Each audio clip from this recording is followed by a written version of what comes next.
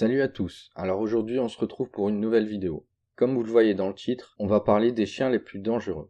Surtout n'oubliez pas de liker et de vous abonner. Let's go! Les chiens font partie de la famille des canidés au même titre que les loups. Comme leur espèce est prédatrice de nature, ils peuvent donc être agressifs quelle que soit leur race ou leur gabarit. Mais certains sont plus enclins à la violence que d'autres. Voici les chiens les plus dangereux. L'American Pitbull Terrier. L'American Pitbull Terrier est de loin le chien le plus agressif. En France, il n'est pas reconnu comme une race à part entière, mais comme issu d'un croisement. De ce fait, il est classé dans la catégorie des molossoïdes, c'est-à-dire dans celle des chiens jugés agressifs et potentiellement dangereux. Si l'on se réfère aux statistiques, cette classification semble tout à fait normale. En effet, selon les résultats d'une étude publiée en 1991, il s'avère que plus de 90% des attaques, oui 90%, sans provocation sur les enfants étaient le fait de pitbull. À l'évidence, ce pourcentage est nettement plus élevé que celui de toutes les autres races confondues, dont la moyenne se situe aux alentours de 43%. Dans une autre étude effectuée entre 2001 et 2005, à l'hôpital pour enfants de Philadelphie, il a été prouvé que les pitbull terriers étaient responsables de plus de 50% des morsures. Les chiffres révélés en 2014 sont encore plus explicites. Cette race de chiens est impliquée dans les décès pour cause de morsure de 25 personnes. L'on est donc en droit d'affirmer que le pitbull représente, sans risque de se tromper, le chien le plus dangereux du monde. C'est la race la plus meurtrière sur notre planète. Ce n'est pas un hasard si plusieurs pays l'ont interdite. Le Rottweiler.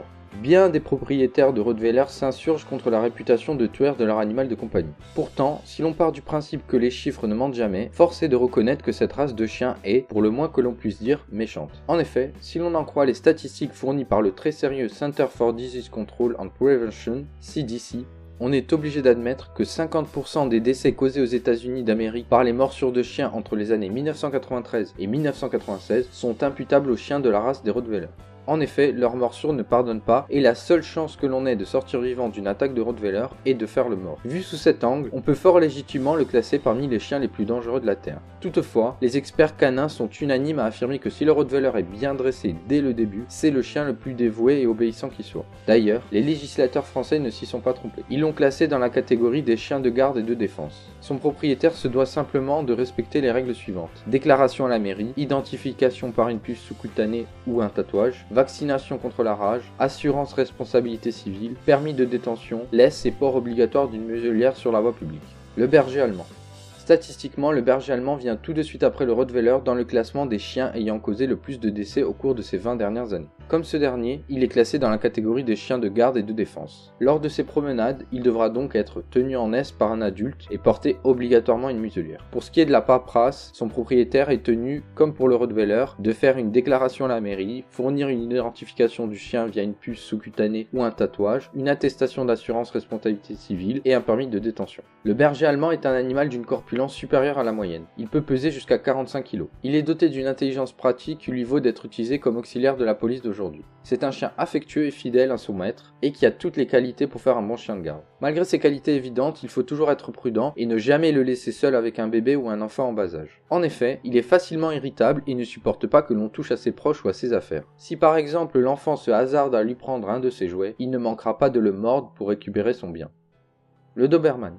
Le Doberman est une race qui a vu le jour en 1890 en Allemagne grâce aux travaux de Karl Dobermann. Ce sont des chiens de grande taille, pouvant peser 20 kg à l'âge adulte, et d'une force remarquable. Très dynamiques, ils ont besoin de beaucoup d'espace pour maintenir leurs conditions physiques. Par ailleurs, ils sont dotés d'une intelligence pratique qui demande toujours à se développer. Le Doberman s'ennuie très vite si son intelligence n'est pas souvent sollicitée. C'est à ce moment qu'il va vouloir se trouver d'autres distractions qui l'amèneront éventuellement à être agressif et destructeur. Mis à part ce besoin de nouveauté, le Doberman s'avère être un compagnon jovial qui ne demande qu'à s'amuser avec son maître et les membres de sa famille. Il est d'une fidélité légendaire et il est toujours prêt à défendre ceux qu'il considère comme les membres de sa famille contre toutes sortes d'envahisseurs. C'est pourquoi il se montre parfois agressif. Mais cette agressivité ne s'exprime que lorsqu'il se sent provoqué ou lorsque d'autres chiens viennent se hasarder sur son territoire. Il est toutefois utile de savoir que le Doberman a besoin d'être sociabilisé lorsqu'il est assez jeune. En effet, si l'on adopte un Doberman adulte, il se peut qu'il faille du temps avant qu'une véritable confiance s'installe entre vous et lui.